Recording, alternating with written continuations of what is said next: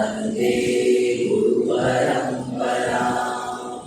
श्रुतिस्मृतिपुराणानाम् आलयं करुणालयं नमामि भगवत्पाद शङ्करं लोकशङ्करं शङ्करं शङ्कराचार्यं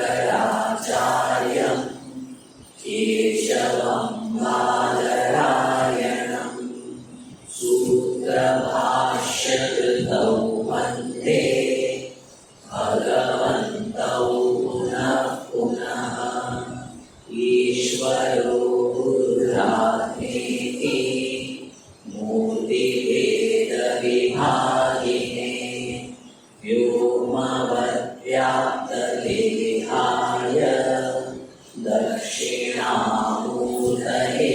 नमः।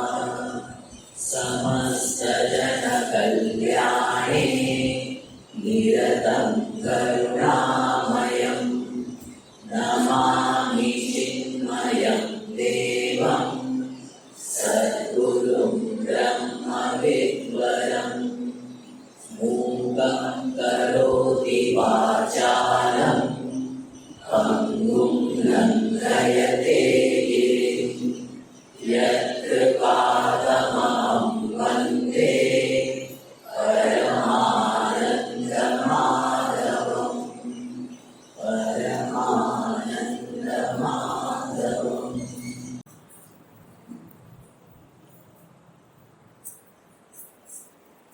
16वां अध्याय 16th चैप्टर दैवासुर संपत् विभाग योग।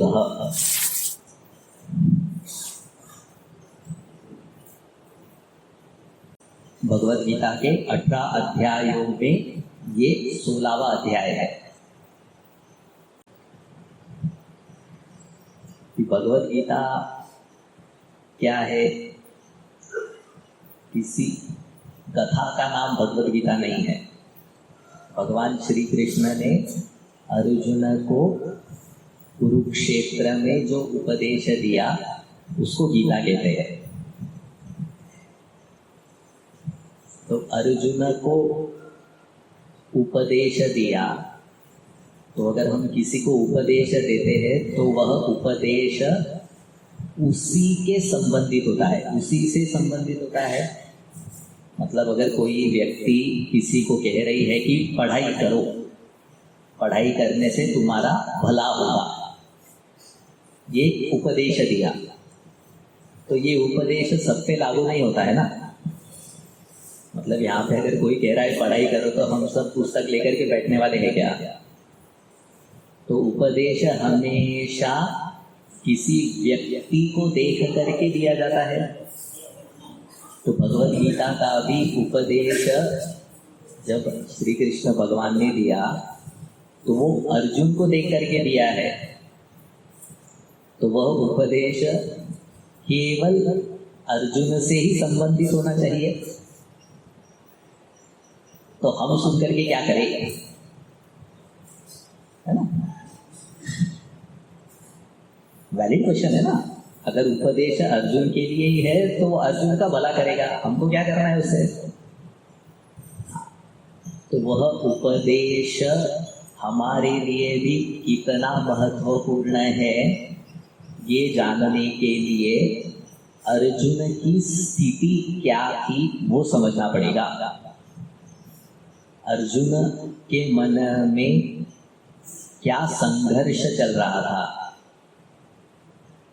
अगर वह संघर्ष हमारे मन में भी वैसा ही संघर्ष हमारे मन में भी चल रहा है तो फिर वह भगवान श्री कृष्ण का उपदेश केवल अर्जुन के लिए अर्जुन तक ही सीमित नहीं रहता। So we have to relate to Arjun. Arjun के साथ एक हमको या अर्जुन में हमें अपने आप को देखना पड़ेगा, तो ही तभी लगेगा कि भगवान का उपदेश मेरे लिए है, वाया अर्जुन नहीं है, डायरेक्ट मुझे कर रहे हैं। तो भी अर्जुन का हमसे क्या संबंध है? अर्जुन की क्या समस्या थी जिससे हम भी जुड़ सकते हैं, हम भी कह सकते हैं कि हाँ, अर्जुन की जो समस्या थी वह बहुत हद तक मेरी भी है। इसको कैसे समझेंगे? थोड़े शब्दों में देखते इसको। व्यक्ति को सुख चाहिए, कोई भी व्यक्ति हो, महात्मा हो, सन्यासी हो, गृहस्थ हो, सुख के लिए वह साधन अलग अलग चुन सकता है। सन्यासी है तो उसे सुख त्याग से प्राप्त होता है। किसी को अगर भोग से सुख मिलता है तो वह वस्तुओं का संग्रह करेगा। चाहिए दोनों को सुख, भोगी को भी सुख चाहिए, योगी को भी सुख चाहिए, पर दोनों में अंतर क्या है? सुख का साधन दोनों का अलग है। पहली बात तो चलो, किसी को साधन मिल गया सुख का, तो क्या होता है? एक साधन से उसे सुख प्राप्त होने लगा। फिर क्या होता है? व्यक्ति उस साधन में फिर बहुत ज्यादा आसक्त होने लगता है। जब किसी वस्तु से, किसी व्यक्ति से या किसी परिस्थिति से जब सुख प्राप्त होने लगता है तो उस परिस्थिति को, उस व्यक्ति को, उस वस्तु को पकड़ के रखने की इच्छा मन में सतत रहने लगती है। और अनफॉर्चुनेटली अगर कोई ऐसी परिस्थिति आई जहाँ पे वह वस्तु मेरे हाथ से छूटने वाली है, मुझे ऐसा लगने लगा कि अभी यह परिस्थिति वैसी ही नहीं रहेगी जैसे पहले थी, तो क्या हो जाता है? तो मन में एकदम खालीपन आ जाता है। अगर ये नहीं रहेगा तो मेरा क्या होगा? अगर यह सुख का स्रोत चला गया तो मैं आगे चैन से चिंता मुक्त होकर के जी सकता हूँ क्या? तो मैं क्या करूँगा? उस वस्तु को या उस व्यक्ति को या उस परिस्थिति को कैसे भी तरह से, किसी भी प्रयत्न से उसको बचा कर रखने की कोशिश करूँगा। अर्जुन के साथ यही हुआ। अर्जुन ने संबंधों में, परिस्थिति में सुख देखा। सुख नहीं है ऐसा नहीं है, सुख देखा, और उस सुख में, सुख से इतना संग हुआ कि जब कुरुक्षेत्र की भूमि में अर्जुन को दिखा कि ये सब लोग आगे मेरे साथ नहीं रहेंगे, तो उसे दूसरे सुख का, अन्य सुख का स्रोत ही नहीं समझ में आ रहा था। मन में एम्प्टीनेस, वॉइड कहते हैं ना, एम्प्टीनेस की फीलिंग आने लगी कि ये सब लोग नहीं रहेंगे। तो आप अगर पहला अध्याय पढ़ोगे तो अर्जुन ऐसा ही कहता है कि ये सब लोग अगर नहीं रहे तो मैं जी के क्या करूँगा। इस तरह की व्याख्या करता है। क्यों ऐसी व्याख्या कर रहा है? क्योंकि ये ही अर्जुन को सुख का स्रोत दिख रहा था, और जब वही स्रोत कटने लगा तो अर्जुन विचलित हो गया। तो भगवान को समझाना पड़ा, मां शुचः। दूसरा क्या है? ठीक है, सुख का स्रोत मिल गया मुझे, पर कुछ समय के बाद क्या होता है? वह सुख सामान्य हो जाता है। सामान्य हो जाता है मतलब नॉर्मल हो जाता है। मतलब क्या? अभी जैसे हॉल में अभी फैन लगे हैं तो अच्छा तो लग रहा है, पर अभी फैन का सुख सामान्य हो गया। अगर हॉल में एसी होता तो फैन का सुख अभी इतना बड़ा नहीं हुआ, पर अभी एसी के सुख की इच्छा होने लगी।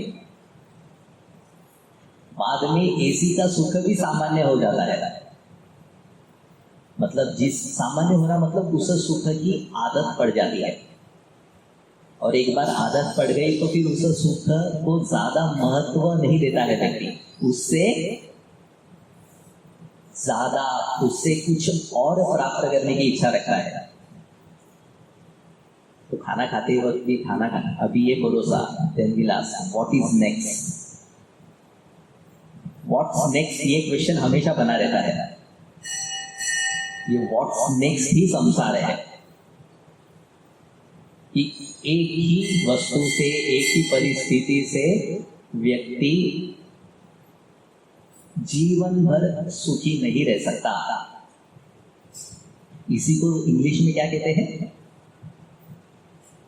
मोनोटोनस, ऐसा कहते हैं ना, life has become monotonous, so I need some change. तो चेंज के लिए क्या करेंगे, चलो टेम्पररी कहीं बाहर जाकर के आते हैं, then we will continue with our life. So ये जो चेंज का भाव है आता है हर एक व्यक्ति में, अर्जुन में भी आया, ये समस्या है, इसी को एड्रेस कर रहे हैं भगवान श्री कृष्ण। पूरे भगवत गीता के 18 अध्याय में भगवान अलग अलग तरीके से इन्हीं चीजों पर उपाय बता रहे हैं, इसलिए भगवत गीता बहुत जीवन के करीब लगती है। जीवन में एटलीस्ट एक बार तो भी भगवत गीता का अध्ययन अच्छी तरीके से होना चाहिए। तो आज हम 16th चैप्टर को देख रहे हैं। 16th चैप्टर में क्या है,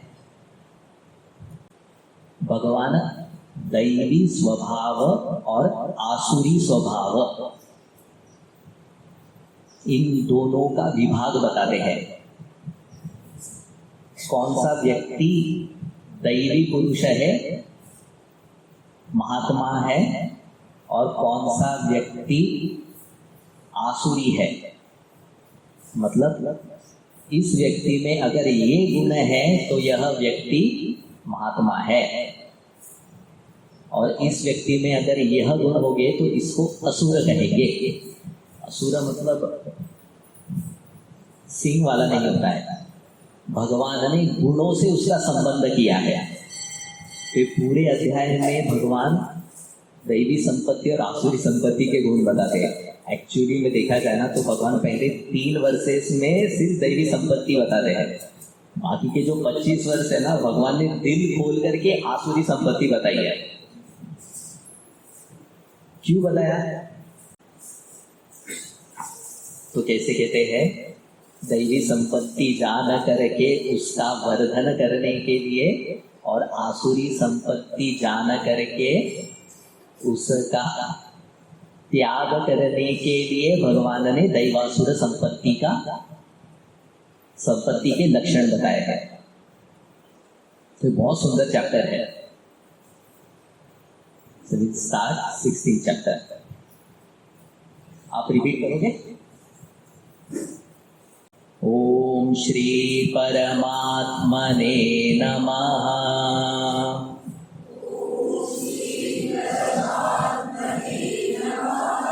अथ षोडशोऽध्यायः।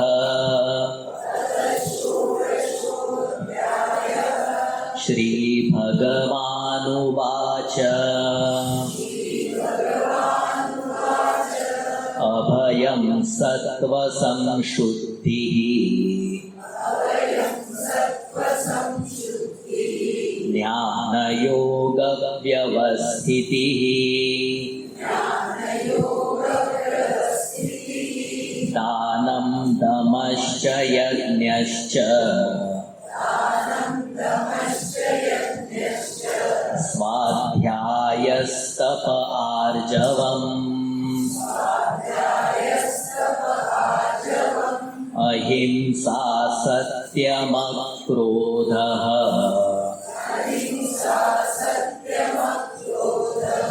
त्यागः शान्तिरपैशुनम् दया भूतेष्वलोलुप्त्वम्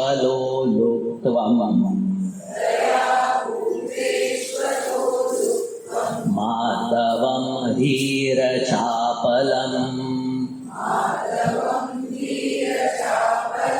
तेजः क्षमा धृतिः शौचम् अद्रोहो नातिमानिता भवन्ति सम्पदं दैवी अभिजातस्य भारत।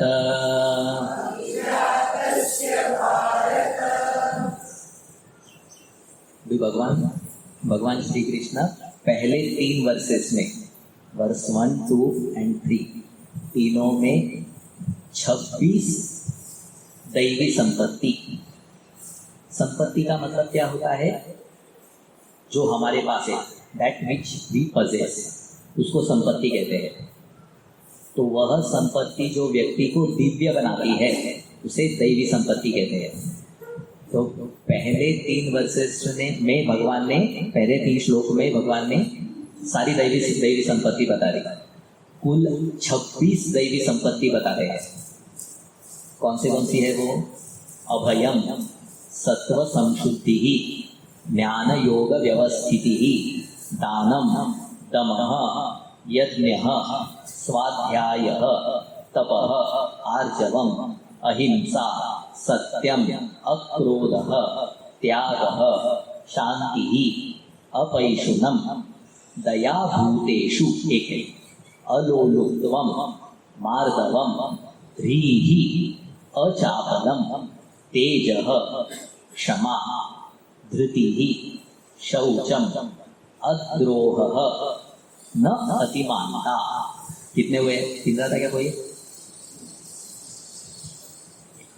बाद में घर जाकर के गिना, 26 है कुल मिलाकर के। 26 है या 23 मुझे कल बताना। भवन्ति संपदम दैवीम, इसको दैवी संपत्ति कहते हैं। क्या है? तो थोड़ी थोड़ी इसमें हम एक एक देखेंगे। पहला है अभयम, बी फियरलेस, फियरलेसनेस, अभयम सबसे बड़ी दैवी संपत्ति है ये। तो भी है उपनिषद का एक फल है। नारद जी को कहते हैं कि अगर ज्ञान में निष्ठा प्राप्त किया तो अभय प्राप्ति होती है। तो ये नहीं डरना, ये डरना हमारे हाथ में है क्या? वो जो लिफ्ट में कहते हैं ना, लिफ्ट बंद होने के बाद डोंट पैनिक, वो डोंट पैनिक होने के बाद हम पैनिक नहीं होते हैं क्या? हम नहीं होते, पर जो पैनिक होता है उसने एक तो पढ़ते नहीं आता होगा फिर, या फिर उसने पढ़ भी लिया तो भी यहाँ पे लिख दिया डरो मत। I think that's what we want ना। तो हो जाएगा कैसे? अभयम प्राप्ति हो जाएगी क्या? तो अभयम फल है, ये ध्यान में समझ में आना चाहिए। अभयम प्राप्त करने के लिए कुछ चीज होनी चाहिए। अगर वह चीज हमारे साथ है तो अभयम जीवन में दिखता है। फल का मतलब समझते हो? मतलब अभयम इज एन इफेक्ट। उस इफेक्ट को अगर जीवन में लाना है तो उसका कॉज होना चाहिए। तो सबसे पहले देखते हैं कि भय किसके लिए होता है। भय किसके प्रति होता है? भय हमेशा भविष्य के प्रति होता है, अनिश्चितता के प्रति होता है। भविष्य में मेरे साथ क्या होगा, प्रतिकूल परिस्थिति आएगी क्या, ये सोच करके व्यक्ति डरता है। वर्तमान में भय नहीं होता, वर्तमान में दुख होता है, भविष्य में भय होता है। मतलब भय हमेशा भविष्य का होता है, अनिश्चितता का भय होता है। दूसरा भय का कारण क्या है? सपोज मुझे पता चला कि अगले दिन या 2 महीने के बाद ऐसी परिस्थिति आने वाली है जो मेरे प्रतिकूल है, फेवरेबल सिचुएशन नहीं है, पर मुझ में इतनी सामर्थ्य नहीं है, कैपेसिटी नहीं है कि उस परिस्थिति को मैं टाल सकूं। तो असामर्थ्यता के बोध से भय होता है। सिंपल है ना।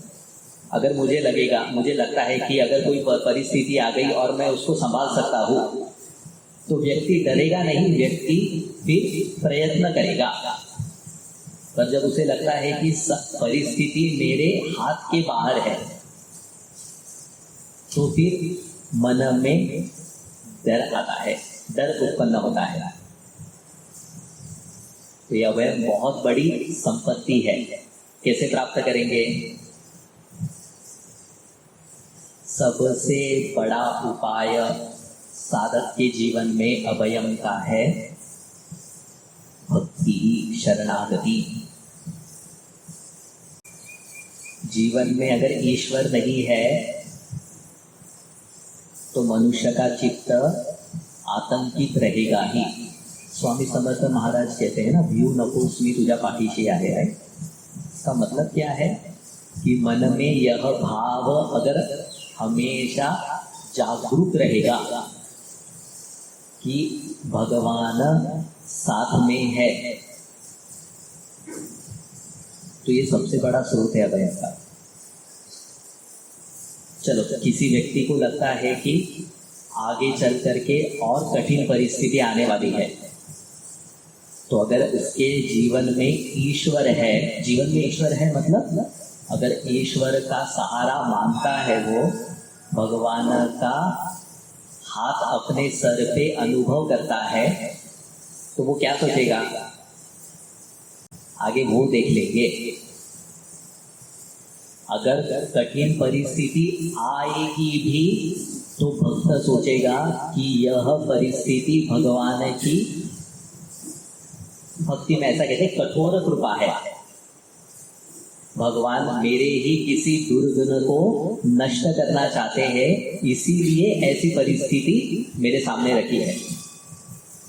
और अगर जब ये भाव भक्त के मन में हमेशा रहेगा कि he is there with me, तो कोई भी परिस्थिति से मैं आसानी से लड़ सकता हूँ। ये विश्वास, इति विश्वास अभय का बड़ा कारण है।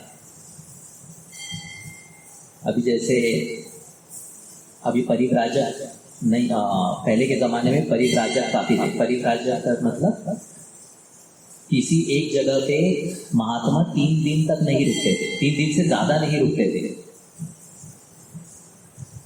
तो उस समय जंगलों में से जाना पड़ता था, वहाँ पे कोई हाईवे नहीं थे, वहाँ पे कोई इमरजेंसी नंबर, कॉन्टैक्ट नंबर नहीं थे। कैसे ये बड़े बड़े महात्मा जंगलों में यात्रा करते थे? मतलब उनके चित्त में कितना अभय होना चाहिए। ये कहाँ से आया अभय? मैं नहीं डरता, ऐसे बोलने से कुछ नहीं होता है। ये अभयम का स्रोत ईश्वर ही होना चाहिए ना, कि अगर भगवान का कार्य करने के लिए जा रहे हैं तो he is there to take care of me. और ये श्रद्धा का केवल विश्वास का विषय नहीं है, इसको अनुभूति में भी लाते देखना चाहिए। हमारे खुद के जीवन में भी परखना चाहिए। गुरुदेव कहते हैं कि count your blessings also, we take it for granted, कि कहाँ भगवान के कारण, भगवान या कहो या फिर कोई ऐसा स्रोत आ जाता है जिसने मेरी मदद की, तो स्रोत को भेजने वाला अननोन पर्सनैलिटी बोलने के बजाय ईश्वर कह सकते हैं। कोई बुराई तो नहीं है उसमें। शरणागति, मन में अगर ये भाव बना रहा कि भगवान मेरे लिए कुछ अच्छा ही सोचा होगा, तो उसे अनिष्ट परिस्थिति का आने का कभी भय नहीं होगा। वो अपने पुरुषार्थ पे ज़्यादा ध्यान देगा। जिसे ना कि लिव इन प्रेजेंट, वर्तमान में जियो। कैसे वर्तमान में जिएंगे? अगर भविष्य का आतंक हमेशा रहेगा तो व्यक्ति वर्तमान में जी सकता है क्या? भक्त जी सकता है वर्तमान में, भक्त ही जीता है वर्तमान में। दूसरा है अभयम अपरिग्रह से भी अभयम होता है। अपरिग्रह का मतलब होता है कम चीजों को पजेस करना। घर में अगर बहुत सारी चीज है तो फिर आपको नींद नहीं आती है ना।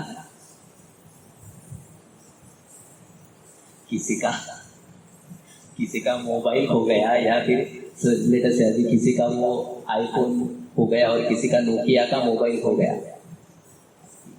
किसे ज्यादा दुख तो होगा। होने का वो कहते ना थे जनरल जैसे दैट की जब ऐसे जेब को हाथ लगाते हैं और एकदम मोबाइल फोन दिखता नहीं है तो ऐसा मिली सेकंड के लिए धड़कने बंद हो जाती है, अरे कुठे गेला मोबाइल।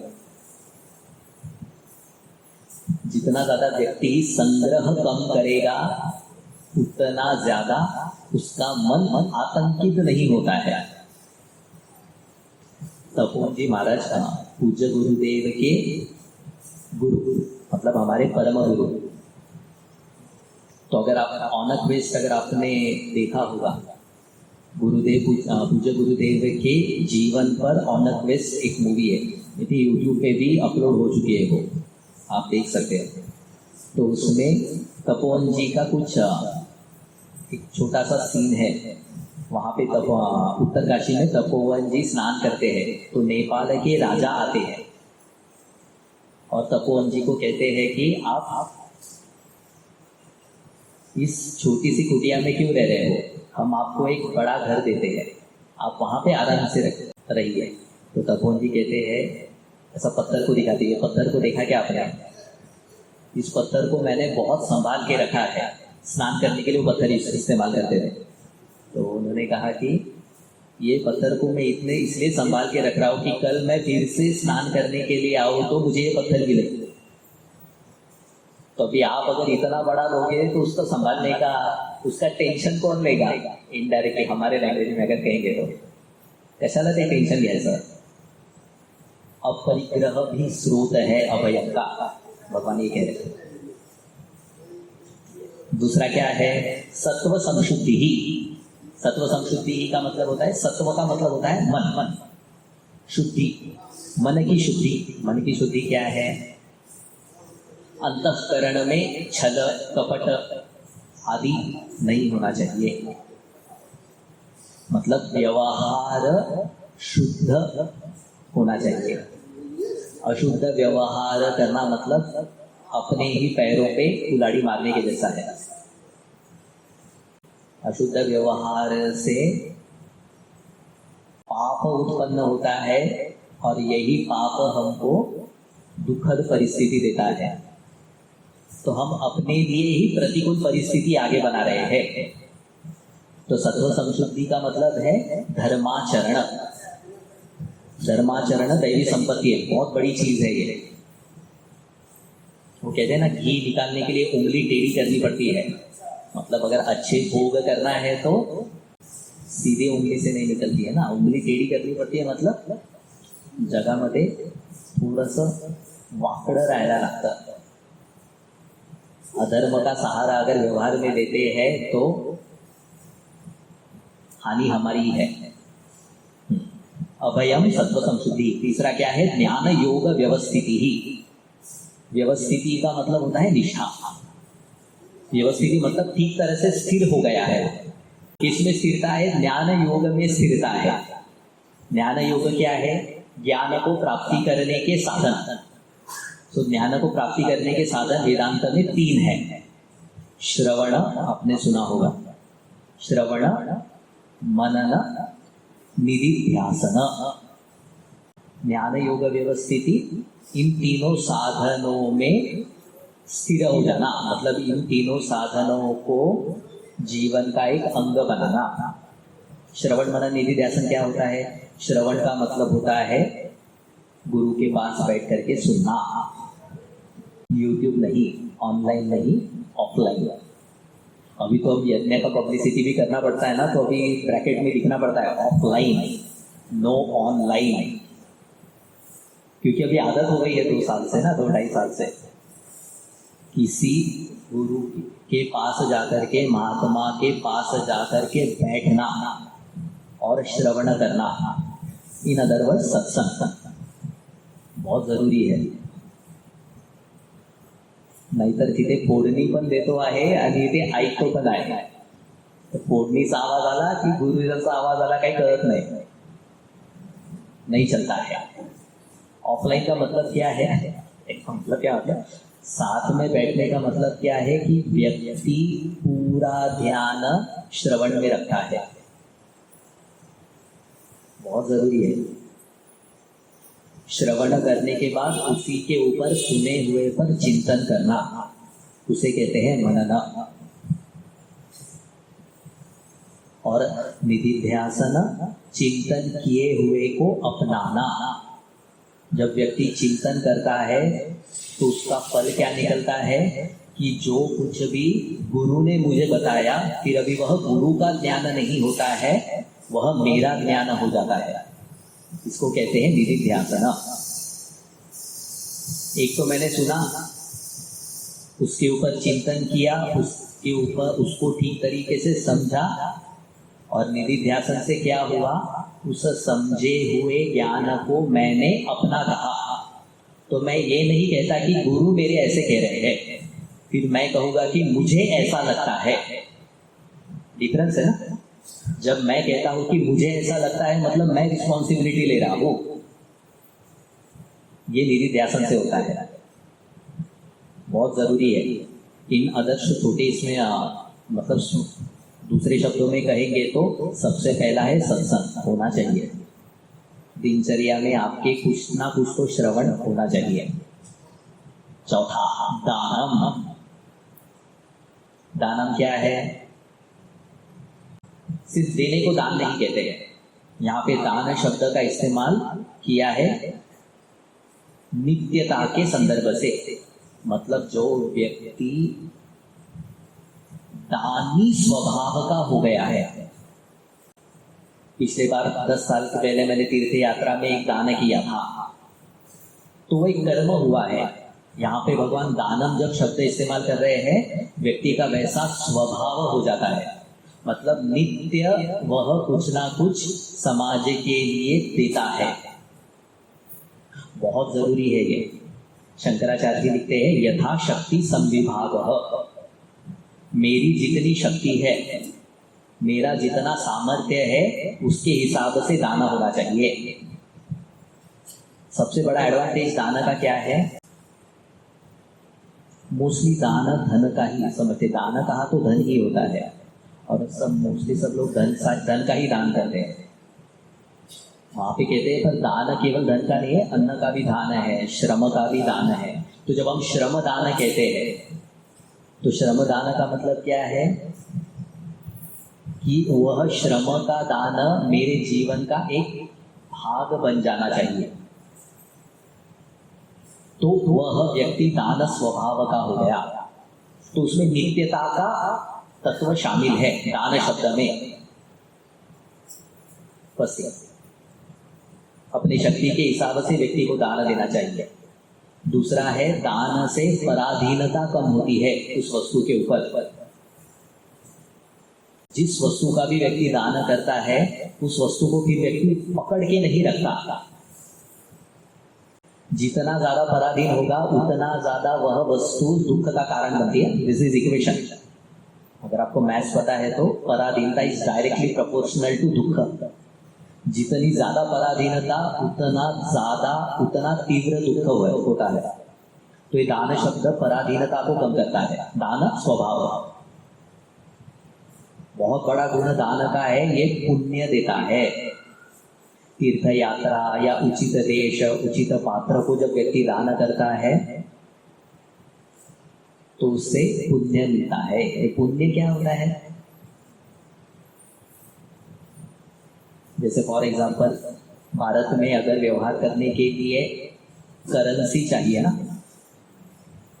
पैसा है तो सब कुछ आ जाएगा, ये भाव बन गया है आता ही है. पैसा है तो सब कुछ आता है. अभी क्रेडिट कार्ड है तो सब कुछ आता है. अनदर फॉर्म प्लास्टिक मनी ले दो, पर पैसे चाहिए. सो मनी इज द करेंसी. इससे कुछ भी दे सकते हैं. और फिर बाद में हम कहते हैं कि खाली हाथ आए थे और खाली हाथ जाओगे. जाते वक्त ये पैसे तो छोड़ना ही पड़ेगा. जगत का पैसा छोड़ना पड़ेगा, पर एक पुण्य की करेंसी हम साथ में लेकर के जाते हैं, और यही पुण्य की करेंसी बाद में काम आती है। अगर अध्यात्म में यात्रा करनी है, यात्रा बड़ी है, तो जैसे पैसे की जरूरत होती है वैसे ही अध्यात्म में, बड़ी यात्रा में जैसे पैसे की जरूरत है वैसे अध्यात्म में पुण्य चाहिए। पुण्य क्या करता है?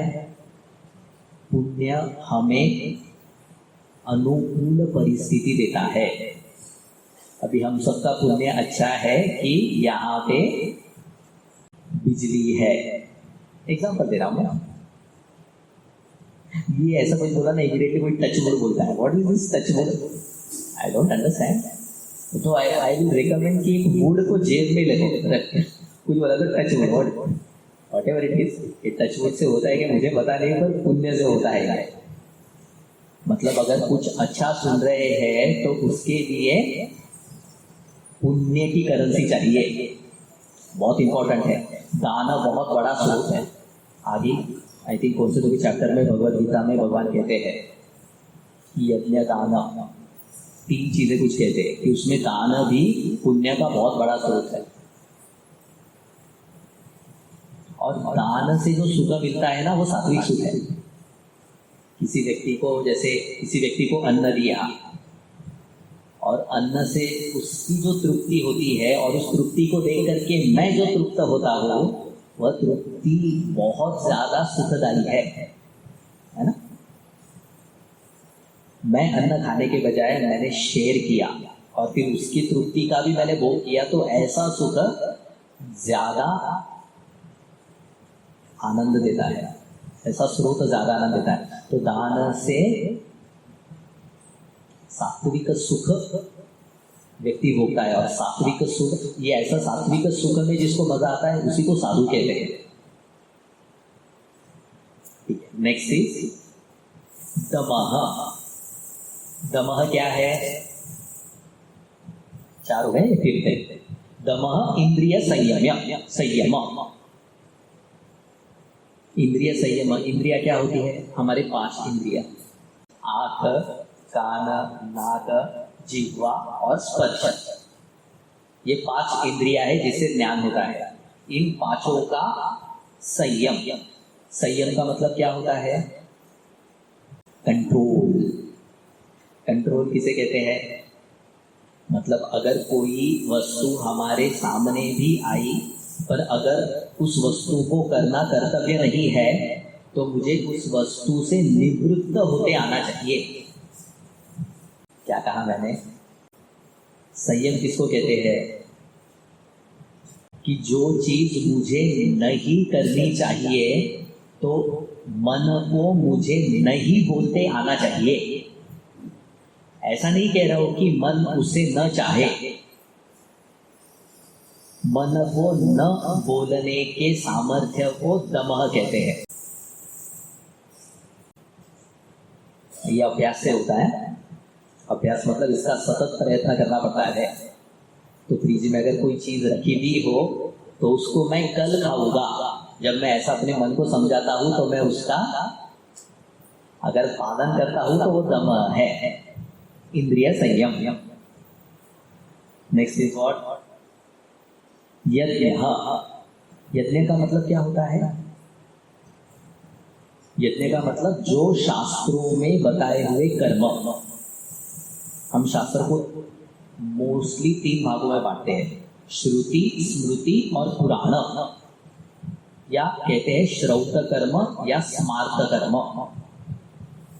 ये श्रौत स्मार्त कर्म जो है उसको यज्ञ कहा है। क्या होते हैं श्रौत स्मार्त कर्म? जैसे तीर्थ यात्रा जाना, किसी व्रत का पालन करना, गंगा स्नान करना, किसी त्योहार को मनाना। त्योहार को मनाना मतलब मिठाइयाँ खाना नहीं होता है। Tyohar is not get together, yes it is there, but त्योहार में जो नियम बताए हैं उसका पालन करना, ये सारी चीजें यज्ञ कहते हैं। यज्ञ मतलब केवल हवन नहीं होता है, हवन आदि भी में यज्ञ होता है, पर यज्ञ में जितने भी हमारे शास्त्र या परंपरा से जो कर्म आए हैं वो सारे कर्म यज्ञ शब्द वाच्य है। नेक्स्ट क्या है? स्वाध्याय। स्वाध्याय का मतलब होता है पारायण, रुद्रम चैंट करना, हर रोज राम रक्षा स्तोत्र, विष्णु सहस्त्र नाम। कुछ लोग अभी जैसे वाल्मीकि रामायण का पारायण करते हैं, रामचरितमानस का पारायण करते हैं, यह सब स्वाध्याय है।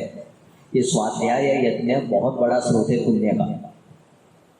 वेद पाठ से, स्तोत्र पाठ से, भगवान का नाम लेने से, ये सारा स्वाध्याय, ये दैवी संपत्ति बोल रहे हैं भगवान। तपः, तपः क्या है? स्वाध्याय तपः। तप का मतलब होता है, तप सब होता है ना, तप में कष्ट होता है। आज मैंने 10 गुलाब जामुन खाने का तपस किया, ऐसा उसको तप शब्द जब इस्तेमाल करते हैं तो तपह में कष्ट तत्व शामिल है। तो उपवास करना, जागरण करना शिवरात्रि के समय, कोई भी, ये सब तप कैटेगरी में आता है। एकादशी करना, किसी को भूखे रहने से आनंद आता है क्या? ऑब्वियसली नहीं आता है, पर कष्ट हो रहा है, उस कष्ट को तप बुद्धि से सहन करना, इसको कहते हैं तप। तप बुद्धि समझते हो कि ठीक है, एक बुद्धि होती है कि कैसा बोलेंगे उसको, मुझे एकदम स्लैंगी आ रही है, कट कट कर तो व्यक्ति हमेशा रोते रहता है, ये हमेशा मेरे साथ ऐसा क्यों होता है, इसने ऐसा हमेशा यही क्यों किया, ऐसा ही क्यों किया। और एक बुद्धि होती है कि ठीक है, ऐसी परिस्थिति आई है, मैं इसको सह लूंगा, मैं इसको सहन कर लूंगा। बहुत पीस देती है ऐसी वृत्तियां। ऐसा विचार है ना, मन को बहुत शांति रखता है। सामने वाला सुन नहीं रहा है, मैं इसको सह लूंगा, ये तप बुद्धि है। तप से क्या होता है?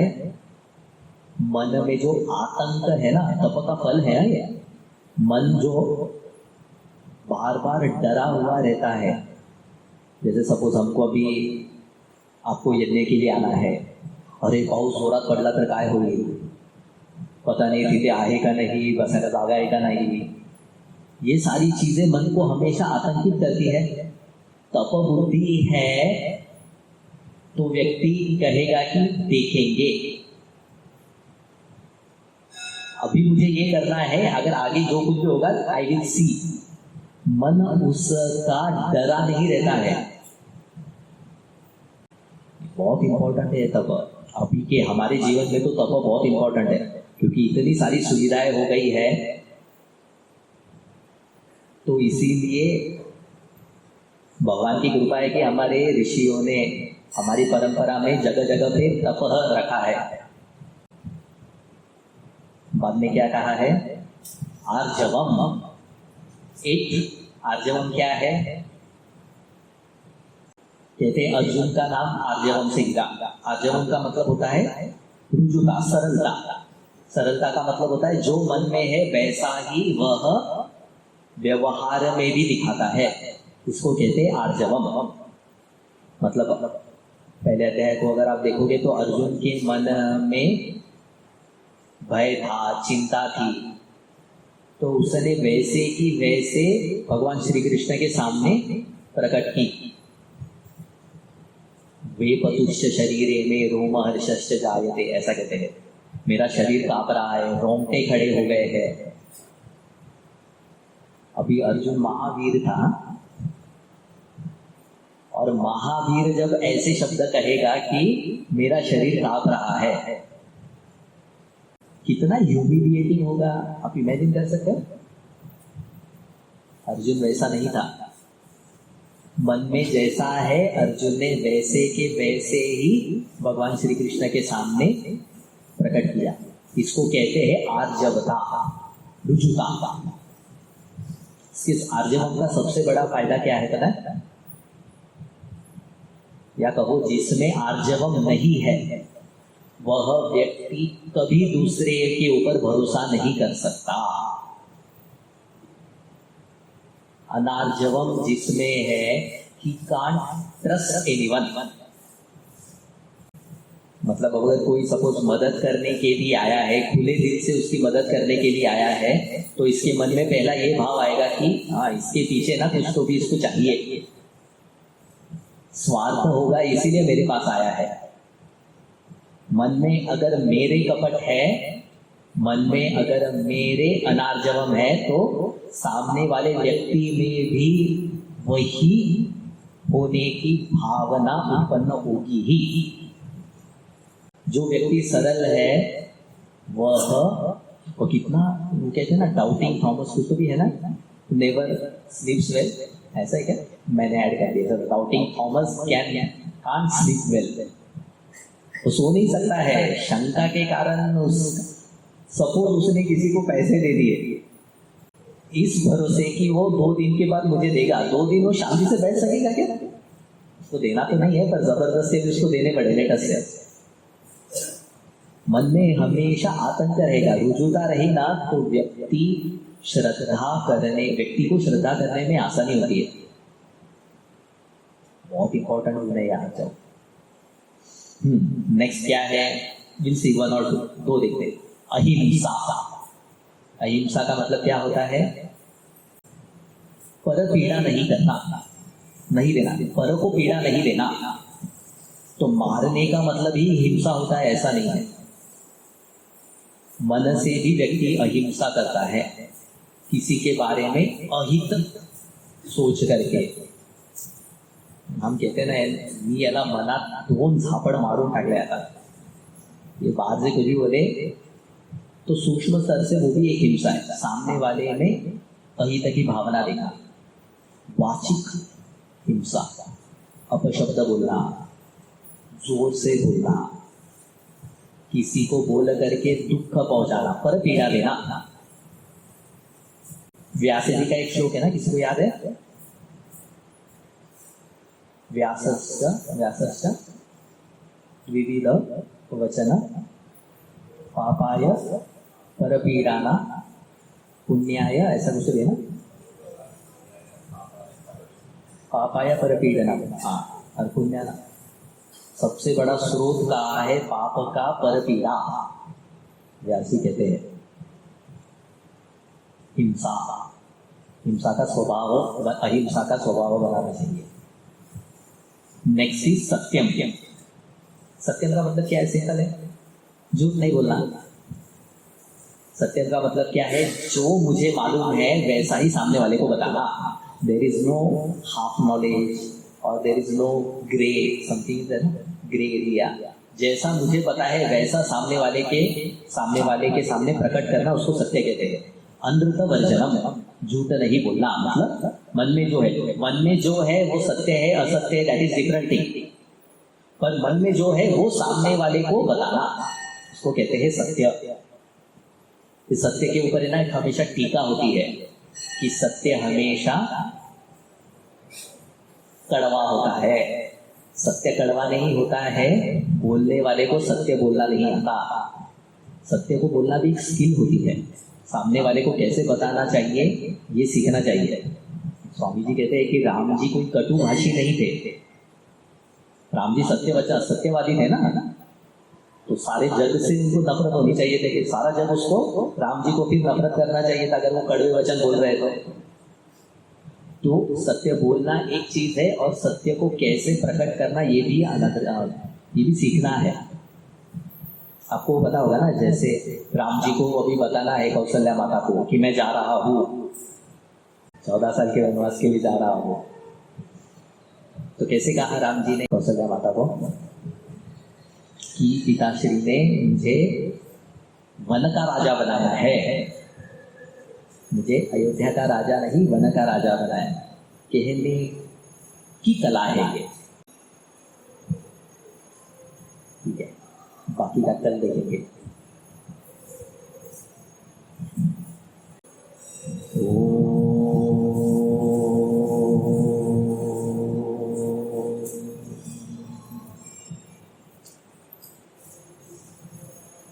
पूर्णमदः पूर्णमिदं पूर्णात् पूर्णमुदच्यते पूर्णस्य पूर्णमादाय पूर्णमेवावशिष्यते।